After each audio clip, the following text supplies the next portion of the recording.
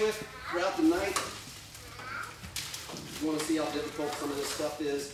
These little piston pump fire starters. This was a cool little kit. The guy is manufacturing up here.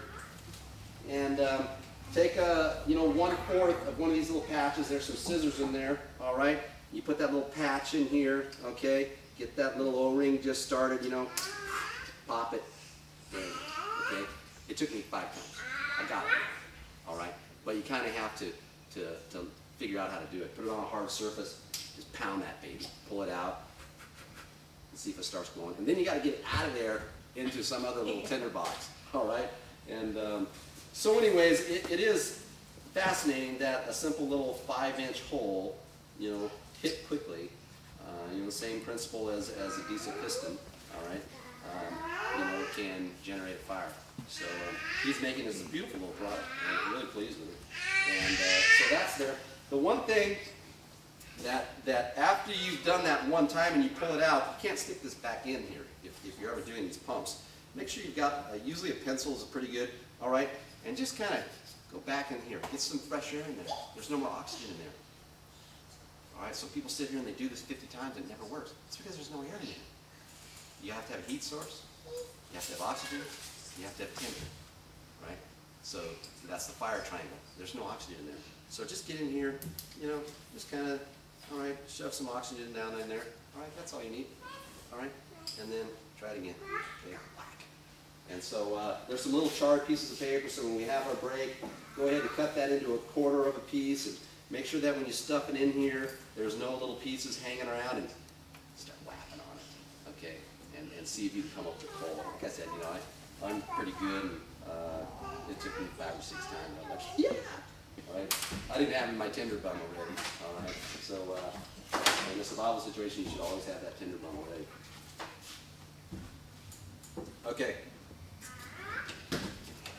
So, piston.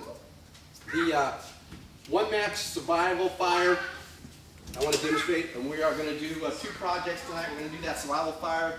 Just a couple things that you need to know about that and why I like it so much. It is time consuming, but I'm talking about building a fire. Oops, let me do this first. I'm talking about building a fire with wet wood. All right. So what's it going to take to start a fire in the worst conditions? And you've got to use this system. Don't do anything else. It's going to take 10 or 15 minutes. All right. And this is how you start your fire. All right. So, I had classes last year. We had a class. It was 1 hour and 45 minutes in the rain. They built me a nice shelter first, and I watched, 10, 12 students for 1 hour and 45 minutes in the rain. They couldn't make a fire. And finally, they came over to the instructor, and they said, "Would you show us how to do this?" I said, "I already showed you." All right, but they didn't do. They went right back to, white man fire, and trying to make this big bonfire thing. So we'll look at that and why I like that and why it's worked for me, all right, under any condition. There's some videos, on our web about that. Does anybody here, did they see the Brian Hickey deal last year up in the snow cave? We were up there for 24 hours living in a snow cave. It was awesome. That snow cave, we were 300 feet off the road at Sugar Bowl, and we had full LED lighting in our snow cave. All right, it was a 12-foot snow cave inside, right? We had 2 computer terminals, all right? Live, we were on live TV 24 hours. It was on Ustream, so we were worldwide inside that snow cave. Full lighting, cameras, it was incredible. Electricity, we could have cooked, we could have had anything we wanted in there. Heated blanket, all right? It was sweet. So, but I did that, this fire, I did that in 17 degrees in a blizzard, all right? So, it's a pretty neat little system. So let's look at that, and there's a bunch of stuff over here. There's 8 knives, different types of knives. We've all, I've done that every 3 or 4 months. I'm always talking about what knife you're going to be carrying with you. Okay. These funky little boards, don't cut these up. All right. These are my little hammers. Okay. Just imagine this is a big limb or it's a rock, something to beat with. All right. So grab a knife, and remember we don't walk around in here with this knife, okay? Keep these knives pointed down in case you bump into somebody, all right? Until you get near the concrete, do not put my blades in the concrete, all right? So you can grab yourself a big block, and all this junk put up in I like this redwood because it just catches on fire quickly. The knife, if you're left hand or if you're right-handed, once this knife goes in the left hand, it never leaves it.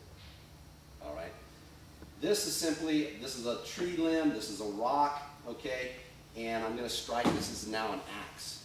All right. So all I'm doing here, all right, is I'm going to sit here. Is there any way that I can cut myself right now? Is there any way that I can cut my fingers? I've never had a student in 22 years ever cut themselves. All right. As long as they don't let go of this knife. There was a student, his name was Aaron Murphy. All right. He cut himself twice. All right. Guess what he did? Okay. He put the knife down, all right, and cut himself. All right. Keep the knife. The knife doesn't have to leave this hand. All right. So you sit here, and you're getting these little toothpick sizes. I can sit here and cut it as fine as I want. All right. As fine as I want to cut it. Just, I mean, literally the size of a toothpick. All right. This is what I need to make firewood. All right. And then we'll look at where this wood actually is and how to get it. So with this system, all right, your fingers are never within, all right, anywhere in this blade. I can split, you know, you'll see I'll split both just with, you know, like nothing. And you can take a regular knife. If you can't do that, you know, this is my folder. You're welcome to look at it. You know, it's big, beefy. It's got a lot of meat on it. If your knife, if you can't beat it with a rock or you can't beat it with a log, then it's not a knife. Throw it out. You need a knife for survival. And you look at any of these knives in here, all right, you know, what are you going to do that knife? How are you going to hurt that thing? All right, that's a Tonto blade on it. You know, that angle blade, it's a very strong knife. You can't hurt these things, all right? These are the kind of knives that you would need, all right, to survive month after month after month. Which, you know, is why they got, you know, the big buoy. This is called the Jungle Master, you know. And this is a really good knife. It's a ladies model, super lightweight backpacker, and it's got a gut hook on it. Yeah. All right. I don't know many ladies who actually gut the stuff they shoot. So, yeah. Okay. So on once you get a bunch of these little toothpicks, imagine that it's blowing. I'm not going to do it tonight, but on one of these nights, I actually get the big 4-foot fan up there and I put it over there, and then you got to build a fire right here. All right. You know, with 15 mile an hour wind. So, you know, just take a couple blocks. That could be, once again, two limbs. It could be 2 rocks, something to stop the wind, all right? And you simply put 4 little sticks going across here. All right, I'm going to form that went someplace, all right? But get yourself 4 little sticks, 4 little sticks, 4 little sticks, just 16 little sticks, all right? And remember, that's why it's a 1-match fire. I'm going to give you 1 match. All right?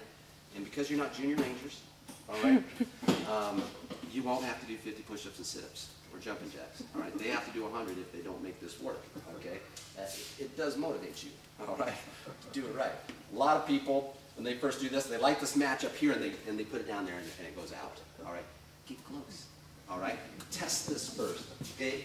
Test this that, hey, this is going to work. Don't light a match and then hold it like this. Where's the flame?